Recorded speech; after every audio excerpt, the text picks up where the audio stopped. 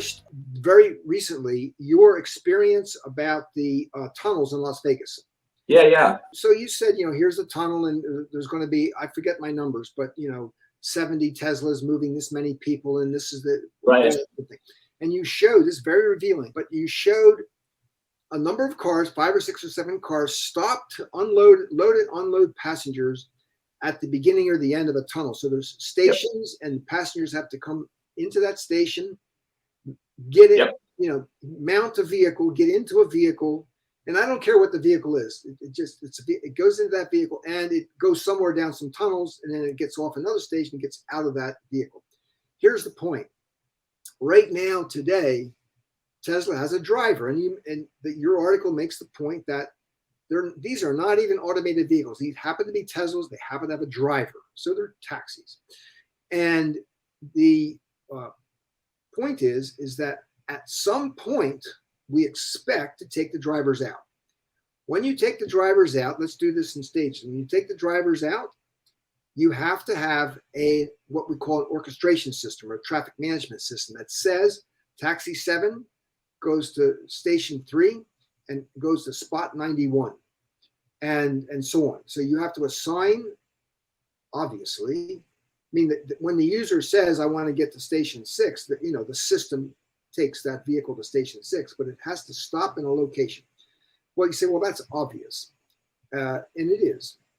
Now, first of all, we have to consider peaks, so that you imagine the usage of all these stations, and you say, well, what is the peak at each station? What's the peak going to be? In other words, of these 70 robots, of course, that's going to be 17,000 robots at some point. This is a station that has quite a big activity at this station. And it's the Christmas shopping problem. So at Christmas, you have to have enough parking space for all the shopping. So now we have peaks. So every station has to have a peak. And so when you count all those peaks, then you count you have 15 stations. I'll just say whatever the numbers are. You have 15 stations, and each one needs 130 vehicles. You multiply that out. So we now find out that we need the ratio of spots to vehicles is, let's say it's 4 to 1 or 3 to 1 or 5 to 1 or something. Well, now you have to plan all that out. Remember, you're underground, so you can't be short, because you can't start a new construction job later to add 35 more spaces. Right.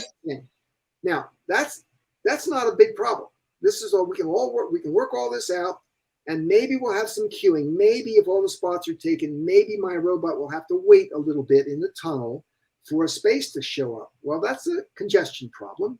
We have people circling around parking lots, so we're now going to have robots waiting a little bit to get a spot if you don't scale this properly. Still, that's an understandable, and we'll cope with that.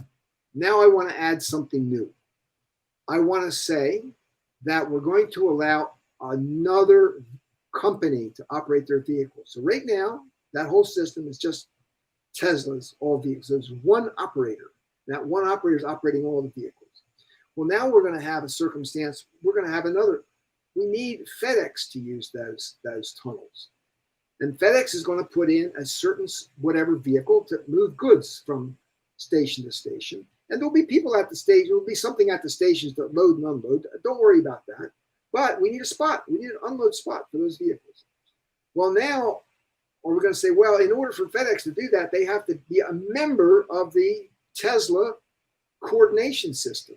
And then UPS comes in, and DHL comes in, and let's have Uber come in.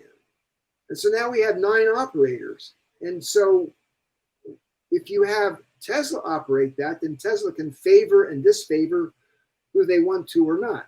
So then you say, okay, we can't have Tesla do it. We have to have an independent body do it. So we're going to hire Oracle to build the system, or we're going to hire IBM to build the system. We need an independent orchestration system.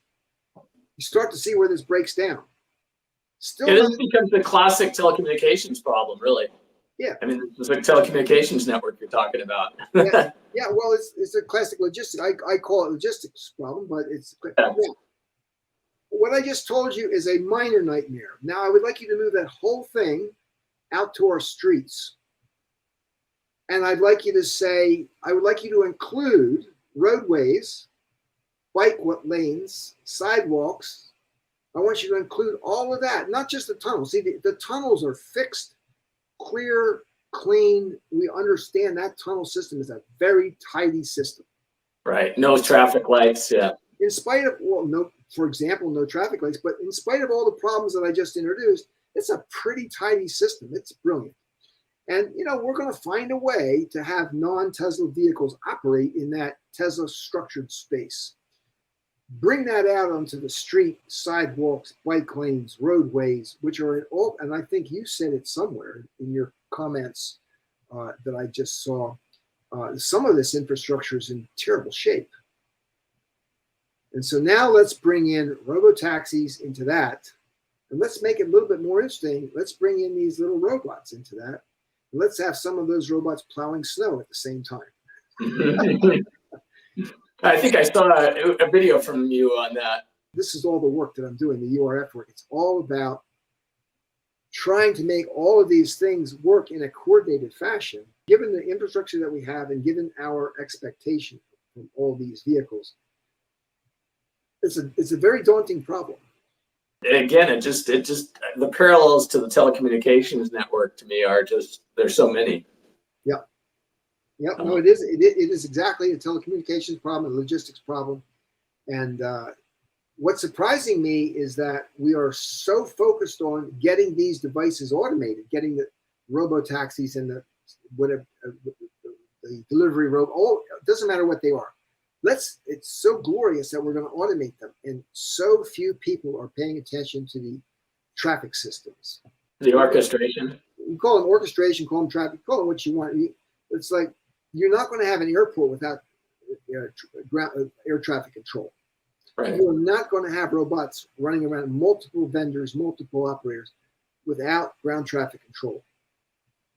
And it has to be all digitalized. I make the joke. I said, "What you're going to put little stops? You're going to put little stop signs up for the little robots to read, or you're going to put another set of traffic lights?" So you look at the traffic lights, and this is the bus signal, the transit signal, the car signal, the truck signal, the bike signal, and let's have the robot signal.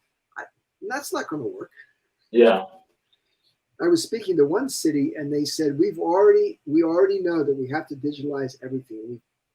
We need to put our whole motor code digitalized, because that digitalized motor code has to be dumped down into the vehicles, and that means that we all have to use that identical code. So anything that shows up on the street, any physical infrastructure, has to be identically correctly matched with what's digitalized.